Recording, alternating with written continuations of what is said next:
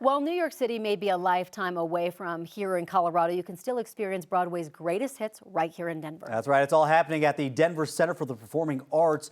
And we finally have an idea of what we can expect to see through 2026. I think you're going to like it a lot. It's so We're very good. excited about this. Here to talk more about the new lineup is Executive Director of the DCPA, John Eckerberg. John, good morning. Great to see you guys again. Okay, before we ask for the performance of Lion King right here live, that you're going to perform for us, talk about the lineup of shows that we're going to get to see. Oh, it's a great season of 8 subscription shows that we just announced last week, plus some returning favorites.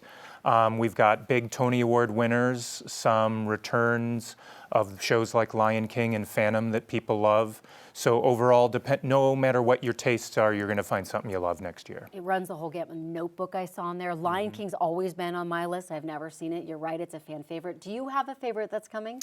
It's always hard to answer that question, right, to point out just one, but I always like to say that we definitely have a balance of tone, some really crazy comedies with Shucked and Spamalot, but also some really beautiful romances like The Notebook that you mentioned, and the magic of Harry Potter and the Cursed Child is just going to be incredible. And there's always a variety of different shows. I'm going to be honest, I used to say I'm not a musical guy before I moved to Denver. DCPA changed my mind about that. There is something for everybody out there, but I don't think people realize how much work goes into trying to get these shows to Denver. Can you talk about the process of what that's like to bring these different shows? Sure. Well, I make several trips to New York every year to see all the new shows that come out in any given season, and then there are booking agents who represent these shows, and it's their job to negotiate terms all across the country.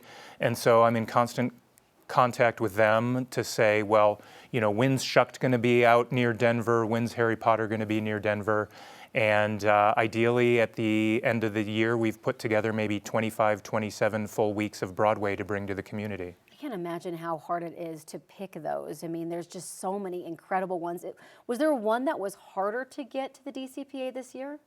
Well, I would say Harry Potter and the Cursed Child is spending more time in each market. So, for instance, we'll have it for over 4 weeks. Oh, good. Wow. So, which means, it's great. Multiple times. I mean, that's what I'm most excited about. Yeah, so it spends more time in each city. So, thus, it it takes a little longer to get around, but we're very, very pleased that we got it as early as we did. Don't be surprised if you see me in the audience in my robe with my wand. Like, I promise, it's going to be Slytherin, you're a Slytherin? I'm a Slytherin. We got Hufflepuff over here.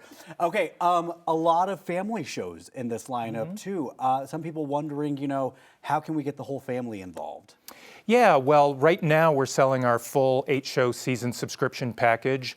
Later on, we'll very likely put together some smaller packages around the family shows. But when you look at the return of, as we mentioned, The Lion King, Phantom of the Opera hasn't been around for quite a while, and other shows, it's always great to bring multi-generations to the theater. What a terrible job to go to New York Tough and have life, to watch John. all of these Broadway shows and decide. I'm very fortunate. Yes, what a cool job. What an awesome so much job. fun. Yeah. And great selection. We are Thank you. so looking forward to the seasons. We are as well, and thanks for your support. Yeah, Absolutely, we love DCPA.